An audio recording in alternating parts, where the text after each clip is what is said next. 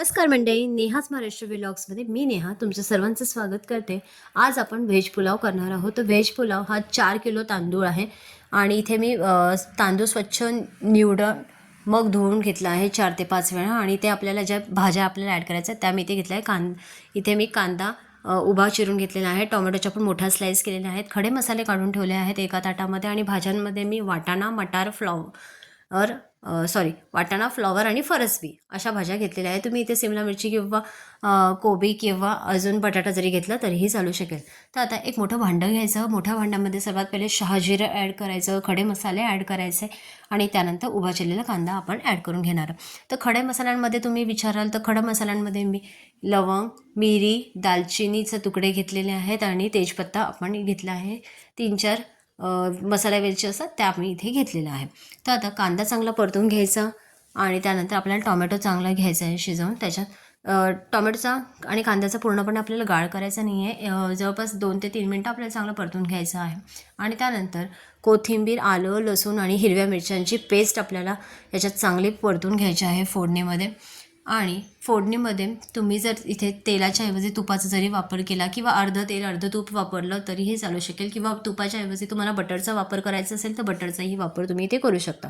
आणि भाज्यांना आता आपल्याला याच्यामध्ये आता मसाले परतून घ्यायचे आहे. तर मसाल्यांसाठी आपल्याला इथे आपण हळद, हिंग आणि गोडा मसाला मी इथे ॲड केलेला आहे. हा गोडा मसाला मी घरी बनवलेला गोडा मसाला आहे.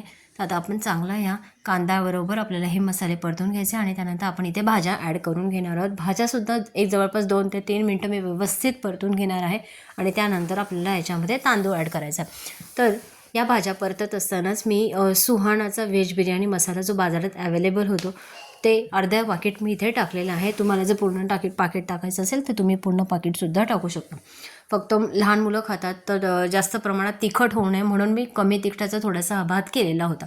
तर अशा प्रकारे आता आपला तांदूळसुद्धा आपण ॲड करून घेणार आहोत. व्यवस्थित एक 4 ते 5 मिनटं हलवून घ्यायचं, परतवून घ्यायचं. त्यानंतर आपण गरम पाणी याच्यामध्ये ॲड करायचं. मी एका साईडला ना गॅसच्या शेगडीवर गरम पाणी उकळायला ठेवलं होतं मोठ्या भांड्यामध्ये. तर ते गरम पाणी ॲड करून घेते.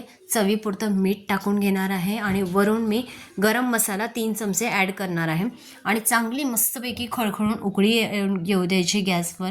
आता भांड्याचा गॅस मोठा ठेवायचा आणि मग उकळी काढायची.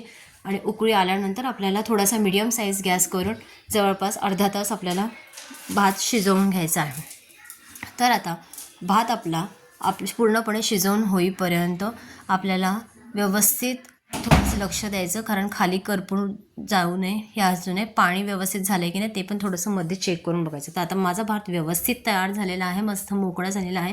तर आजचा हा रेसिपीचा भाग तुम्हाला कसा वाटला तो नक्की सांगा मला.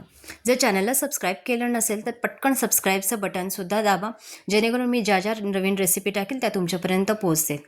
Thank you so much.